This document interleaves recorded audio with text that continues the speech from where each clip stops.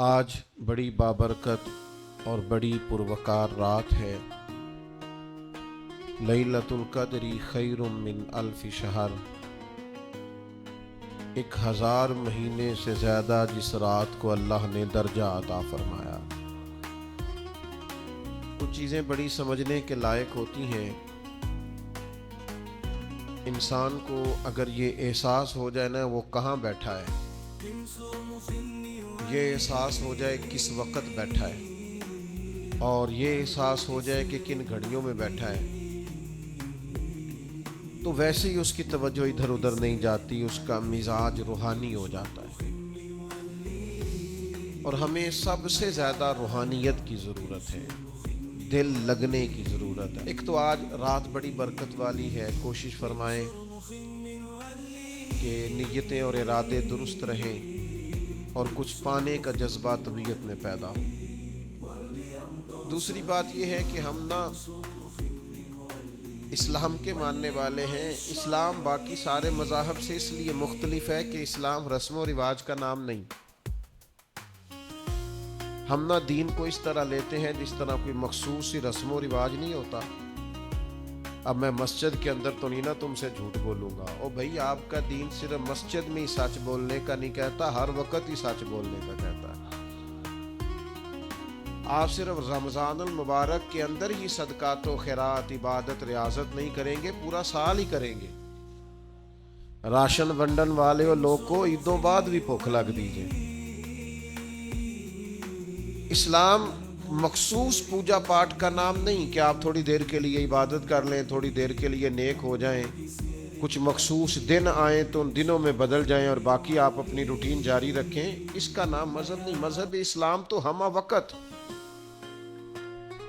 ہر وقت نگرانی کی بات کرتا ہے، تو اس کو اس طرح کا نہ بنائیں۔ آپ یقین کریں بعض اوقات محسوس ہوتا ہے کہ رمضان شریف آیا تو بعض لوگ سمجھتے ہیں ایک مہینہ آیا ہے، شاید معاذ اللہ اس کے چند مخصوص رسم و رواج ہیں وہ ہم نے پورے کرنے ہیں اور اس کے بعد فارغ۔ یہ کوئی رسم ہے؟ عبادت میں اور رسم میں فرق ہوتا ہے۔ اس کی معنویت کو، اس کے حسن کو تو سمجھیں۔ اعتکاف بیٹھ گئے نوجوان کافی سارے مل کے کسی بھی محلے کی مسجد میں، اسی طرح سے گپیں چلتی ہیں، اسی طرح سے موبائل چلتا ہے، اسی طرح سے پیزے کا آرڈر ہوتا ہے، اسی طرح سے رات کو بوتلیں منگائی جاتی ہیں، اسی طرح۔ تو یہ آپ نے کیا ضرورت تھی اعتکاف بیٹھنے کی؟ اگر آپ اس کی معنویت کو ہی نہیں سمجھے کہ اعتکاف تو بیٹھا جاتا ہے شب قدر کی تلاش کے لیے، وہ تو ساری رات ٹک ٹکی لگا کے ڈھونڈتا ہے معتکف کہ کہیں مجھے وہ جلوے نظر آئیں جو جلوے اللہ شب قدر میں عطا کرتا ہے۔ اس کو تو ہوش ہی نہیں ہوتی کھانے کی، پینے کی، باقی معاملات کی۔ وہ تو محض ہے کسی کام آیا ہوا ہے۔ ہم سے فقیر بھی اب پھیری کو اٹھتے ہوں گے، اب تو غنی کے در پر بستر جما دیے۔ تو میرے عزیز یاد رکھیں کہ مخصوص پوجا پاٹ نہیں، دین کو بطور رسم نہ لیں کہ ایک مخصوص ٹائم آیا ہے تو لہذا ہم دین اپنے ہر کام میں، نماز بے حیائی اور برائی سے روکے گی، حج کرنا ہے تو اس کا بہترین زادرہ تقویٰ ہے، اگر روزے رکھنے ہیں تو مقصود یہ ہے کہ لعلکم تتقون، تم پرہیزگار ہو جاؤ۔ اپنے آپ کو اس کی معنویت میں لائیں، اس کی خوبصورتی میں لائیں۔ اب تو کئی دفعہ میرا دل نہیں کرتا، لوگ کہتے ہیں تقریر سنیں گے، بات سنیں گے، نعت سنیں گے، محفل سجے گی، تو میں کہتا ہوں کہ آپ پہلے یہ بتائیں کہ آپ اس کی معنویت کو سمجھتے ہیں؟ اس کا معیار کیا ہے دین کے اندر، وہ آپ کو پتہ ہے کیا؟ اس کو ہم نے ایک رسم لیا ہوا ہے۔ اللہ رسول کی بات کو بڑا مزہ آیا، بڑا لطف آیا، بڑے نعرے لگے۔ آپ سمجھ رہے ہیں کہ بات کیا ہو رہی تھی؟ آپ کو پتہ ہے کہ اس بات کا معیار کیا ہے؟ کتاب و سنت، قرآن و حدیث کے پیغام کی جو ہے وہ مسلمان کی نظر میں قدر کیا ہونی چاہیے، وہ علم ہے۔ تو رسومات سے نکلیں، حقیقت کا سفر کریں۔ کتنی دیر ہو گئی تقریریں کرتے، تقریریں سنتے، جلسوں میں جاتے، کتنے رمضان آئے، کتنی چیزیں آئیں، کہیں تو ہم بدل جاتے۔ 50 لاکھ سے زیادہ لوگ اگر عمرے پہ جمع ہو گئے ہیں تو چلو 25 لاکھ ہی ان میں سے واپس آ کے دیانتدار ہو جائیں۔ عبادت گزار ہو جائیں, اسلام کے حسن کو سمجھیں. 40 لاکھ حج کرنے جاتا ہے تو اس میں سے 20 لاکھ ہی سچی توبہ کر کے آ جائے. لیکن مدینے گئے, کعبے گئے, کربلا گئے, جیسے گئے تھے گھوم پھر کے واپس سو آ گئے. سٹیٹس لگاؤ. اب تو کئی دفعہ تکلیف ہوتی ہے. میں ذاتی طور پر اس قدر زیادہ پریشانی میں آ جاتا ہوں, کئی جگہوں پہ جا نہیں پاتا, طبیعت نہیں مانتی. دل کرتا ہے کسی پرانے دوست سے ملیں, اس سے بات کریں, اس کے پاس 4 گھڑیاں بیٹھیں. دل کرتا ہے کسی جگہ انسان بغیر مووی کے بھی کوئی بلائے, اس کے پاس چند گھڑیاں بیٹھیں. کوئی ملنے آئے تو کہے آپ سے ملنے آئے ہیں, آپ کی فوٹو سے نہیں ملنے آئے. کچھ تھوڑا سا یار اصل کا سفر بھی تو کرو نا. اب تو آپ یقین کریں, والدہ کے لیے جس نے سوٹ خریدا, اس نے بھی ایک دوست مجھے دکھا رہا تھا, اس نے بھی سٹیٹس پہ لگایا, تیری اماں نے جو تیرے لیے کپڑے ساری زندگی بنوائے, ابا جی نے, انہوں نے فوٹو کھینچی تھی اس کی, سٹیٹس پہ دیا تھا, یہ میں نے اماں کے لیے شاپنگ. چھوڑ دیں یار, آپ زندگی کی خوبصورتی اور معنویت کو لیں تو رسم سے باہر آئیں. دنیا میں جتنے بھی لوگ تھوڑی سی شعور کی آنکھ کھولتے ہیں نا, وہ کسی مذہب کو ماننے والے نہ ہوں یا ماننے والے ہوں, جب شعور بیدار ہوتا ہے نا تو 2-4 سوالوں کے جواب وہ تلاش کرنے شروع کر دیتے ہیں. ایک تو سوال ان کے ذہن میں یہ اٹھتا ہے کہ انسان کیوں پیدا ہوا ہے, کہاں سے آیا ہے, اگر آیا ہے تو پھر آیا کہاں سے ہے اور کیوں آیا. اور پھر یہ بھی سوال پیدا ہوتا ہے کہ سب انسان ایک جیسے سٹیٹس کے کیوں نہیں. کوئی امیر ہے, کوئی غریب ہے, کوئی پڑھا لکھا ہے, کوئی ان پڑھ ہے, کوئی خوبصورت ہے, کوئی ظاہری طور پر لوگوں کی نظر میں بدصورت ہے, کوئی آقا ہے, کوئی غلام ہے. ان سوالوں کے لوگ جواب چاہتے ہیں. مقصد حیات کیا ہے اور انسان کو کس نے بھیجا ہے, کس مقصد کے لیے بھیجا ہے, ہم کیوں آئے ہیں, اس کا نا جواب چاہیے حضرت انسان کو.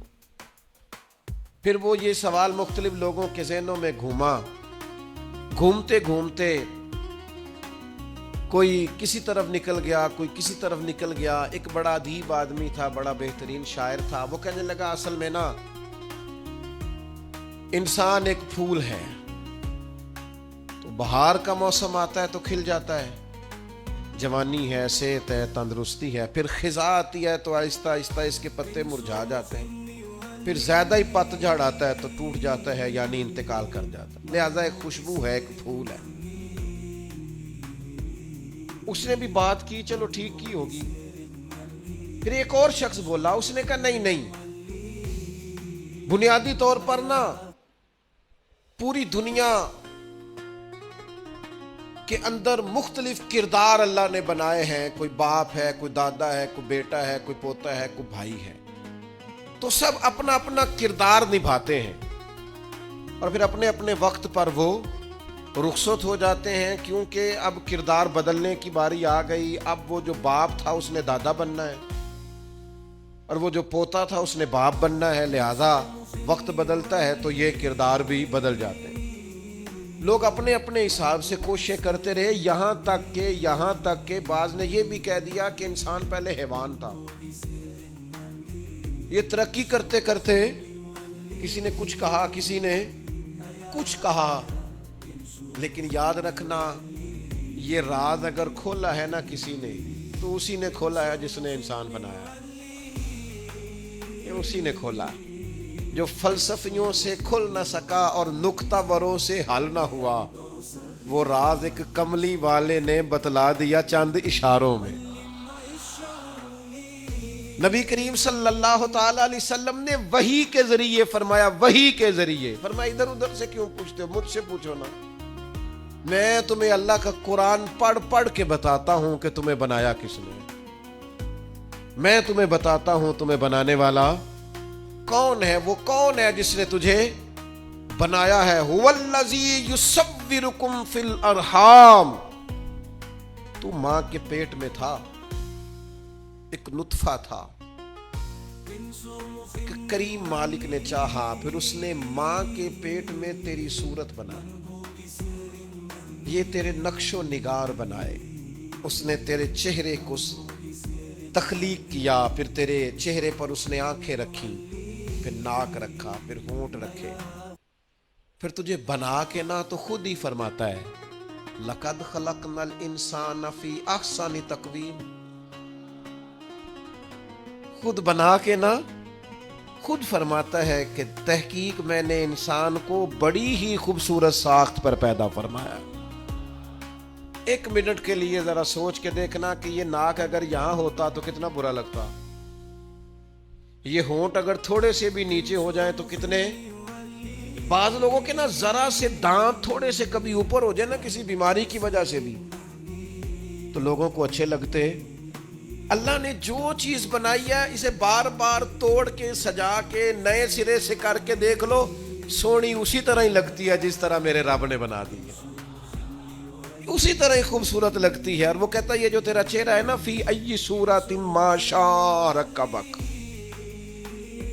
جو تیرا چہرہ ہے نا کسی کا گورا ہے تو کسی کا زیادہ گورا ہے، کسی کا گورا ہے تو کسی کا سانولا ہے، کسی کا رنگ گندمی ہے، یہ بندے کی مرضی پہ نہیں، یہ اللہ کہتا جیسے میں نے چاہا ہے نا۔ اگر آپ یہ آیت سمجھ جائیں نا تو اپنے آپ سے پیار ہو جائے گا، پھر کالے سیاہ رنگ والا بندہ بھی کہے گا اوہو چہرہ میرا ہے پر چاہت اللہ تعالیٰ کی ہے، پھر تو اپنے آپ سے پیار ہو جائے گا، پھر تو اپنے آپ سے محبت ہو جائے گی، پھر تو انسان کہے گا کہ خدا جانے بلندی ہے کہ پستی، پر جہاں میں ہوں وہاں کوئی نہیں ہے، پھر پیار ہو جائے گا اپنے آپ سے۔ شرط یہ ہے کہ دیکھو تو صحیح، تو اس کو بنایا ہے اللہ نے، پیدا کیا ہے اللہ نے بنایا۔ اس سوال کا جواب یہ ہے کہ تجھے اللہ نے بنایا ہے، خود سے نہیں تو بنا، تو کسی کی چاہت ہے، تجھے کسی نے بھیجا ہے۔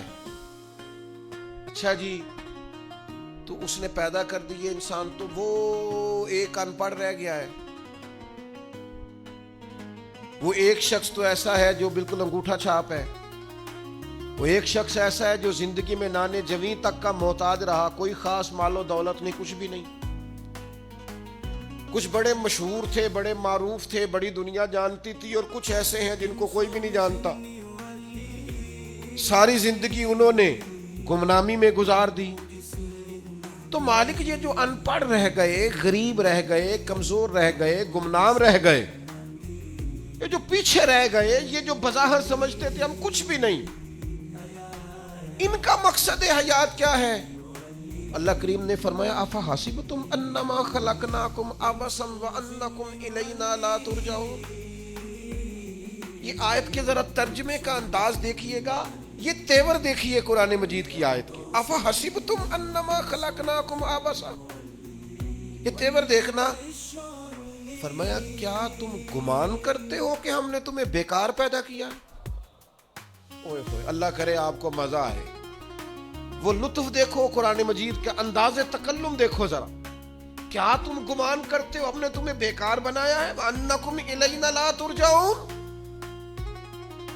اور کیا تم سمجھتے ہو تمہیں لوٹ کر ہماری طرف آنا نہیں؟ یہ خطاب جس سے بھی ہے، صوفیاء کہتے ہیں مچل جانے والی آیت ہے، مچل جانے والی آیت ہے۔ یہ جو وہ کہتا ہے نا تو نے پلٹ کے میری طرف آنا ہے، تو آئے گا میرے سامنے، مجھے ایک حدیث پڑھ لینے دو۔ نبی کریم علیہ السلام نے فرمایا قیامت کے دن اللہ تعالیٰ لوگوں سے فرمائے گا، سب سے پہلا سوال لوگوں سے، مختلف احادیث میں مختلف سوال ہیں جو سب سے پہلے ہو۔ اس حدیث میں فرمایا اللہ قیامت کے دن سب سے پہلا سوال بندوں سے یہ پوچھے گا مجھ سے ملنے کو جی چاہتا تھا؟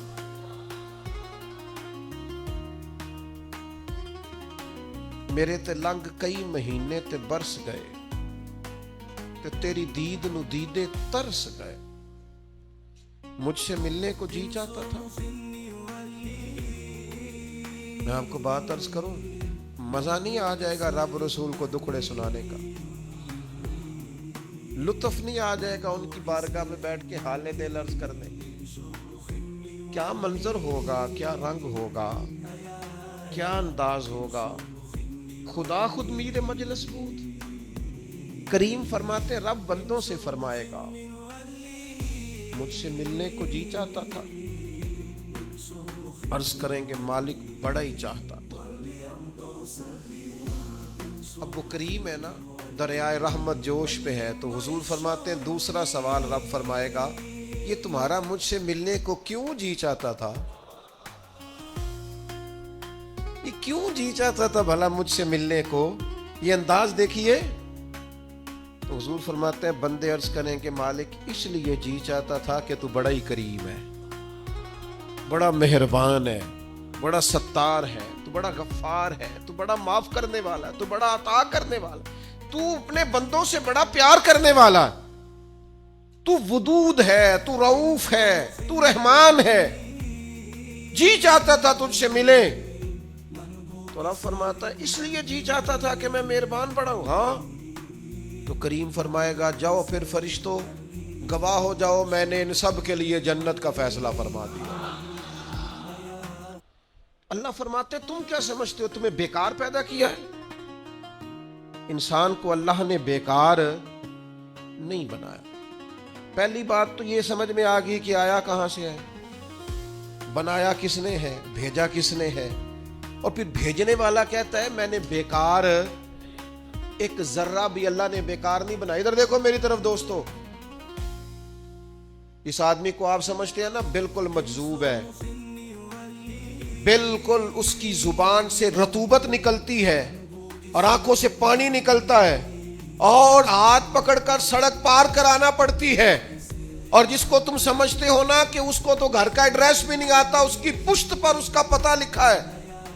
جسے تم خیال کرتے ہو نا یہ بالکل ضعیف ہے, کمزور ہے, اٹھ نہیں سکتا, چل نہیں سکتا, قرآن مجید کی آیت کہتی ہے کہ بندہ بیکار وہ بھی نہیں ہے.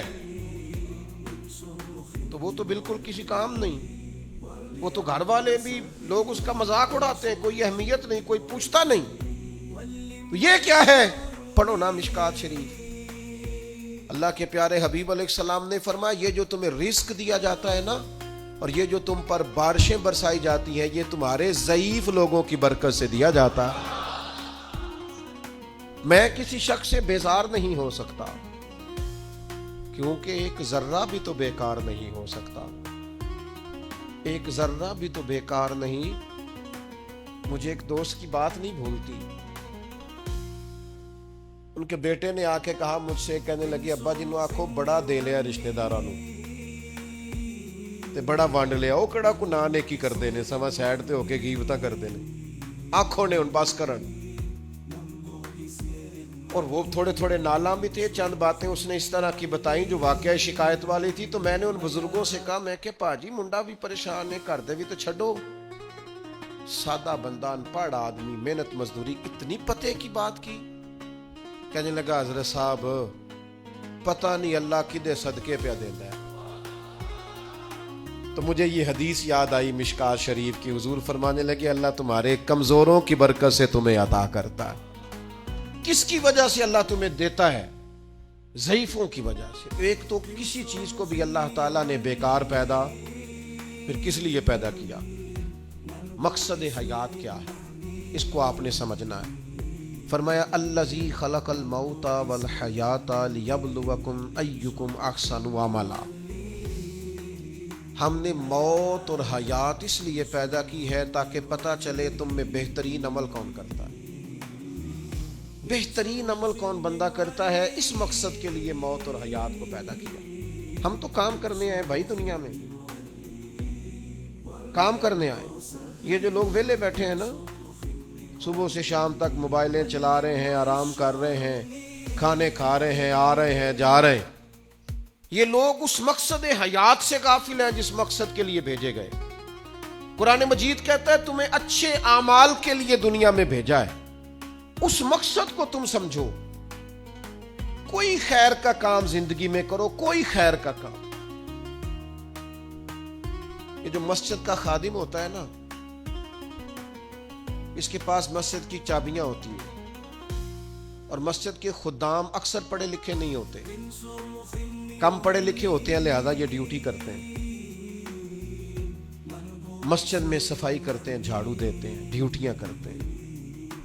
لیکن میں آپ سے عرض کروں, बन संवर के इमाम साहब आए, जनाब पगड़ी बांधी है, जुब्बा पहना है, आके वो सज गए, संवर गए, आके यूं बैठ गए वो। लेकिन उन इमाम साहब को, उनकी भी बड़ी शान है, जो नमाजी मस्जिद में सजदा करेंगे उनकी भी बड़ी शान है। लेकिन उस बंदे का मर्तबा आप समझते हैं जो सबसे पहले आया है, जिसने आके झाड़ू दिया है। कह लूं मैं एक जुमला,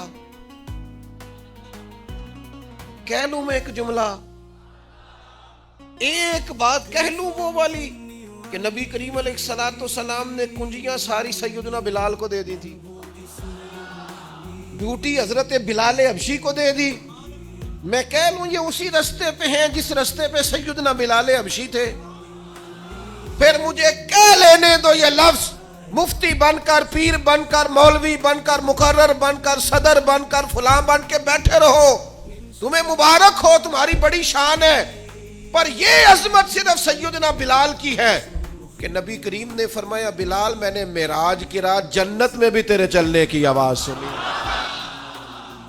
ये शान सिर्फ। फिर मुझे कह लेने दो, कमर अच्छा है फलक पे ना हिलाल अच्छा है, तेरी नजर गर बीना हो तो दोनों से बिलाल अच्छा है। आप समझे इस बात को? कोई मकसद तो है ना मेरे भाई। सही बुखारी में मौजूद है, हजरत बिलाल मकसद बना लिया था हुजूर के दरवाजे की नौकरी करना। मैं आपसे अर्ज करूं, अगर कोई मकसद नहीं ना बनाओगे तो जिंदगी बेचैन बेकरार गुजरेगी। बामकसद लोगों की जिंदगी सही गुजरती है, बामकसद। कोई एक नौजवानों से बिलखुसूस कहूंगा, ये कोई मकसद नहीं है लोग राजी करना, स्टेटस लगाना, व्यूज चेक करना, लाइक्स, कोई मकसद नहीं। ये बिल्कुल बेकार काम है। आप बासलाहियत हैं। कुछ नौजवानों को मैं देखता हूं, मुझे ऐसे लगता है ये नौजवान ऐसे मुल्क और मिल्लत को चला सकता है, कि कोई मकसद नहीं मिला, कोई काम नहीं है करने को, कोई ड्यूटी नहीं अपने जिम्मे ली। आना है, जाना है, बैठना है, खुश गपियां हैं, तबसरे हैं, ये कोई काम नहीं। आपका कोई मकसद हयात हो, आप कोई ड्यूटी करें, कोई काम करें, कोई खिदमत हो तो आप करें, आप महसूस करेंगे कि कुछ बरकत हो गई है। लेकिन अगर मुहम्मल वक्त गुजारोगे बेकार हो जाओगे, जंग लग जाता है सलाहियतों। मैं खुद कई दफा अपने आप पे गुस्सा करता हूं कि यार ये 20 मिनट ऐसे ही वक्त ज़ाया हो गया। और फिर एक और बात भी, इसमें उम्र का भी कोई लेना देना नहीं। इमाम राजी ने लिखा है, एक सहाबी के बारे में हुजूर ने फरमाया कि तेरा थोड़ा वक्त रह गया दुनिया से जाने का। जाहिर है बूढ़े आदमी थे। या रसूलल्लाह फिर मुझे बताएं क्या करूं? तो फरमाया उधर से सहीफे उठा के ला, तुझे कुरान पढ़ाना शुरू करूं, पढ़ता पढ़ाता दुनिया से चला जा। उन्होंने नहीं कहा ये उम्र नहीं, आपके पास महीना है, साल है, 20 साल है, जितना भी टाइम है, आज से कोई काम शुरू कर दें, कोई ड्यूटी करें। आप यकीन करें, कोई काम अगर हम अपने जिम्मे ले लेंगे तो हमारे लिए जीना आसान हो जाएगा, हमारे लिए जीना आसान हो जाएगा। ड्यूटी ले लें कोई, उसको करें। अब होगा क्या, जब आप उस मकसद के लिए निकलेंगे ना तो फिर मुश्किलात भी आएंगी, फिर हालात हमेशा एक जैसे नहीं रहते। तो अल्लाह आजमाएगा भी उस रास्ते में। वला नबलुवन्नकुम बिशैइन मिनल खौफि वल जूइ व नक्सिम मिनल अम्वालि वल अनफुसि वस समरात व बश्शिरिस साबिरीन। फिर इंसान को आजमाया भी जाएगा, अब मुश्किलात भी आएंगी। तो ये मुश्किलात जिंदगी का हुस्न है। आप जब किसी मकसद के तहत मैदान में निकलेंगे, फिर आपको बातें भी सुननी पड़ेंगी। आप बिल्कुल सही सही जा रहे हैं, लोग ताने भी देंगे, लोग कहेंगे भी, तो भाई इसका मजा आएगा। अब ज़हन बना लें कि भाई मुश्किलात आएंगी, उतार चढ़ाव आएगा, तो ये तकाजा होगा जब आप पहले से ज़हनी तौर पे तैयार होंगे, फिर कोई भी मुश्किल बंदे को परेशान नहीं करेगी। फिर उसके बाद ये होता है कि हालात का उतार चढ़ाव भी आता है। जिस तरह अल्लाह तबारक व तआला इंसान को बुरे हालात से आजमाता है ना, इसी तरह अल्लाह तबारक व तआला इंसान को अच्छे हालात से भी आजमाता है। व नबलूकुम बिशर्रि वल खैरि फितना, अल्लाह फरमाते हैं हम तुम्हें अच्छे और बुरे हालात से आजमाते हैं। ये जो बहुत अच्छे हालात होते हैं ये भी आजमाइश होते हैं।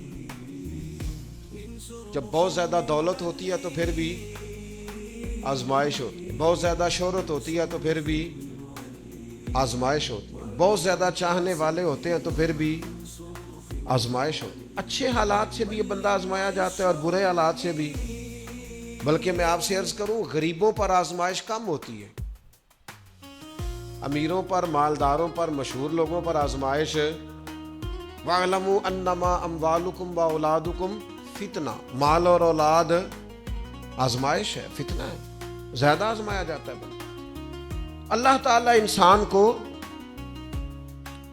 آزماتا ہے۔ اب کرنا کیا ہے؟ اب کرنا یہ ہے کہ آزمائش کے لیے ذہنی طور پر تیار رہنا ہے۔ یہ جو دنیا ہے یہ مومن کے لیے قید خانہ ہے۔ جو لوگ آپ کو بڑے سکھی بھی نظر آتے ہیں، نہ ہو بڑا پروٹوکول ہے، بڑے آ رہے ہیں، بڑے جا رہے ہیں، ان کے بھی کبھی قریب ہو کے دیکھیں گے تو دکھ مل جائیں گے آپ۔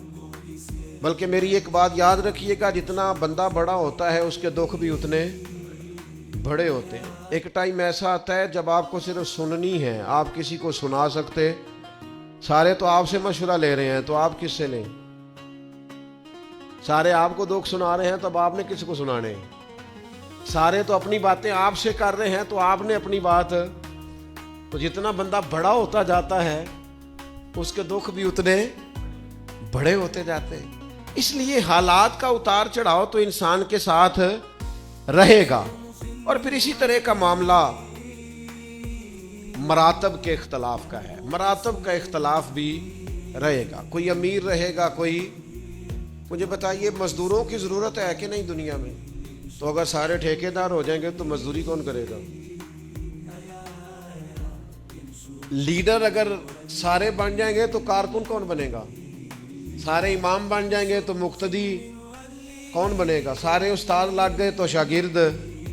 اللہ تعالیٰ نے یہ نظام بنایا بھائی، لیکن بس ایک بات ذہن میں رہے کہ کوئی بھی مالدار کسی غریب کو حقیر نہ سمجھے۔ اب مراتب کا اتار چڑھاؤ ہے، اس میں بھی پریشان نہیں ہونا چاہیے، یہ اللہ تعالیٰ نے بنایا ہے۔ اور اگر قرآن مجید کی جو آیت، جو لفظ میں پڑھنے لگا ہوں،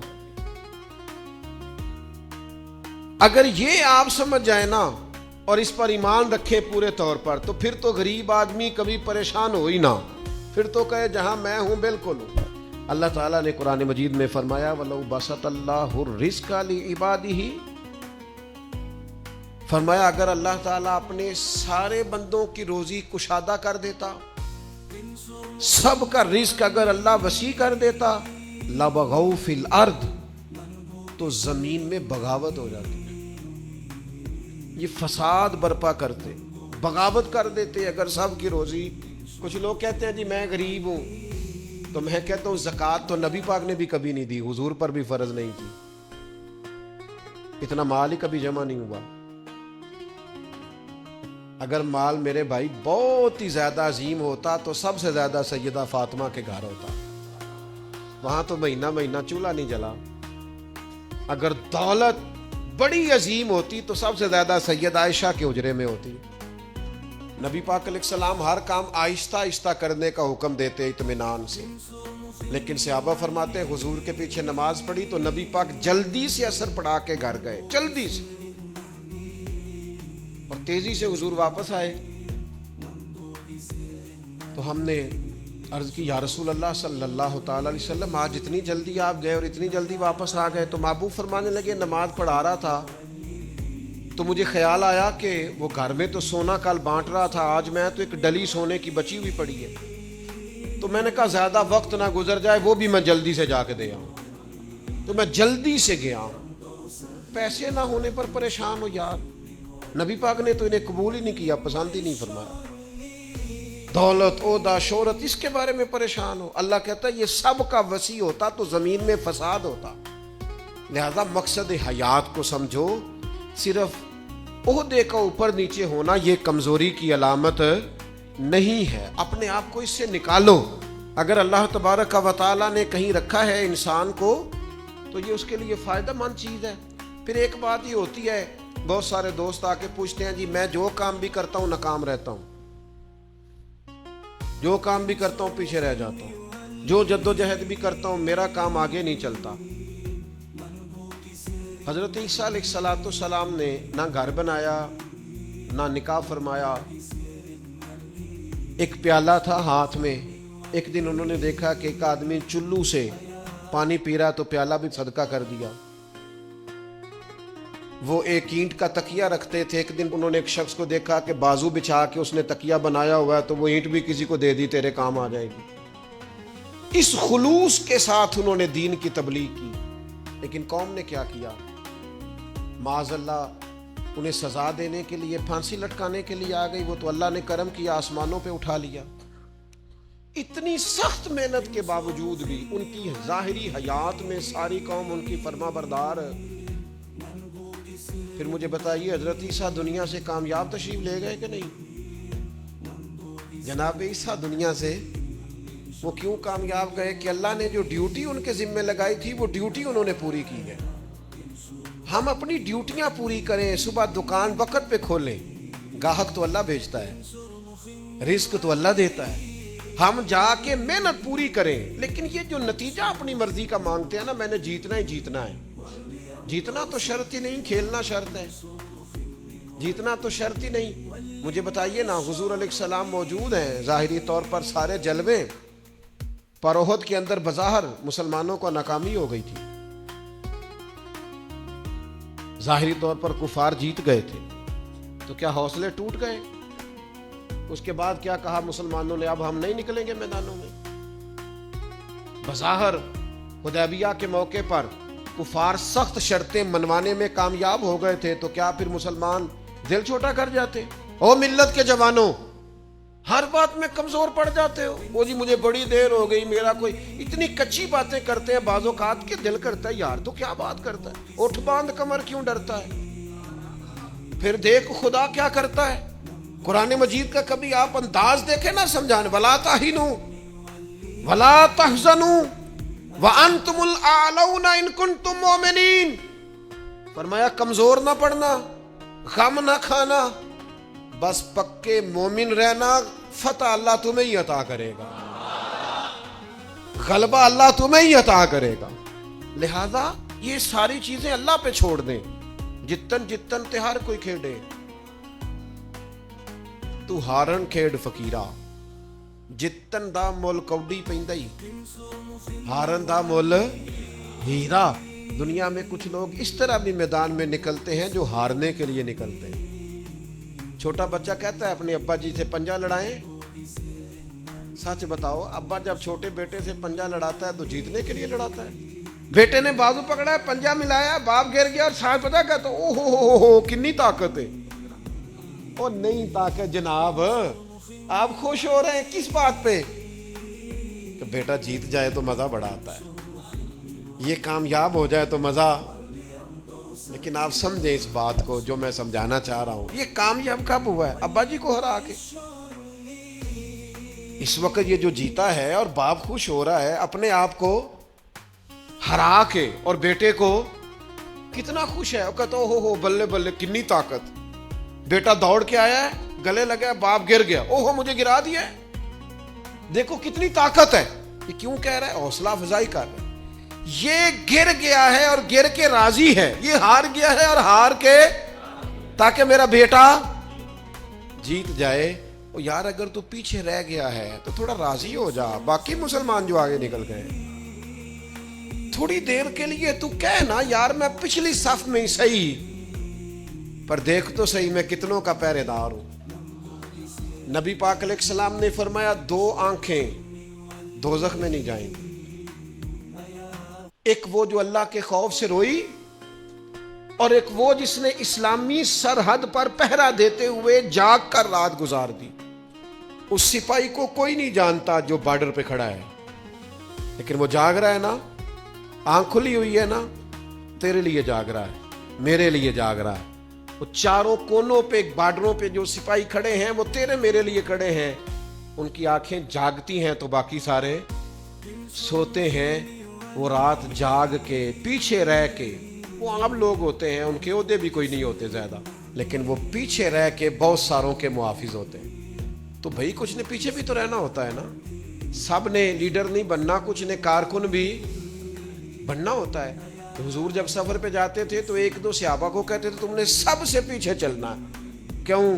فرمایا کوئی بچہ پیچھے رہ گیا, کوئی جانور پیچھے رہ گیا, کوئی سامان پیچھے گر گیا تو ذرا اٹھاتے آنا. تو وہ ہیں سب سے پیچھے, پر کر پھر بھی کوئی ڈیوٹی رہے ہیں. چلو ہم کچھ بندے پیچھے نہ رہ جائیں. جتن جتن ہر کوئی کھیڈے, تو ہارن کھیڈ فقیرہ, جتن دا مل کوڈی پیندائی, ہارن دا مل ہیرا. تو میرے بھائی یہ مراتب میں اگر کمی بیشی ہو جائے تو اس پہ کمزور. ایک خاص چیز آپ سے عرض کرنے لگا ہوں, اور یہ شاید پہلی دفعہ میں ایسا کروں گا. میرا دل کرتا ہے آج میری گزارش ہوگی, میں آپ سے طلب کروں گا, مہربانی کریں آج نہ اپنی زندگی کی پچھلی ساری کوتاہیاں یاد کریں, سستیاں یاد کریں.